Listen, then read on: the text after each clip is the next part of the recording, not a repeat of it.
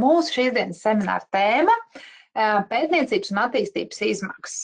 Sākuma pirmā semināra daļa būs vairāk vērsta uz to, kad mēs nostiprināsim, atkārtosim vēlreiz izpratni par to, kas tad ir pētniecība un kas tad ir attīstība, kādi kritēriji vispār šo pētniecības un attīstības izmaksas nodala no pārējām izmaksām. Ja?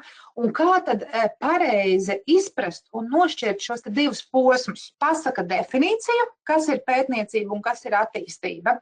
Pasaka obligāto minimālo informācijas atklāšanas apjomu, kas mums ir jāiekļauj gada pārskatā, un arī definē šo te attīstības izmaksu kapitalizēšanu un peļņas sadalas ierobežojošo pasākumu. Ja mēs runājam par tādu jaunu programmatūras izstrādi, tad atkal mēs izstrādājam, uzņēmums izstrādā kaut kādu jaunu iekšējo uzskaites sistēmu, piemēram, tiek veidot mobilā lietota klientiem, programmētāji veido jaunu funkcionalitāti esošajā sistēmā. Tad tie ir tie piemēri, kas varētu būt definējami jau kā attīstīt tad jaunu uzskaites sistēmu iekšēnē, vai, piemēram, mobilā lietota klientiem, vai kaut kāda funkcionalitāte, jauna, absolūti nebijusi funkcionalitāte jau esošajā sistēmā.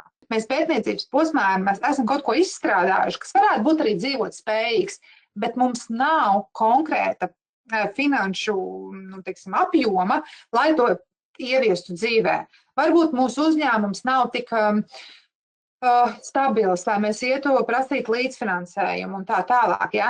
Mums ir kā laba doma un pat varētu tālāk to visu attīstīt, bet mums nav resursi, inovācijas vai kaut kādas pasākums attiecībā uz savu attīstību. Ja? Tātad tas jau vien nozīmē, ka šis ir arī, kā lai pasaka, viens no darbības turpināšanās principa tādām pamatojumiem, ja, kad mēs investējam savu laiku un finanses nākotnes kaut kādā attīstībā.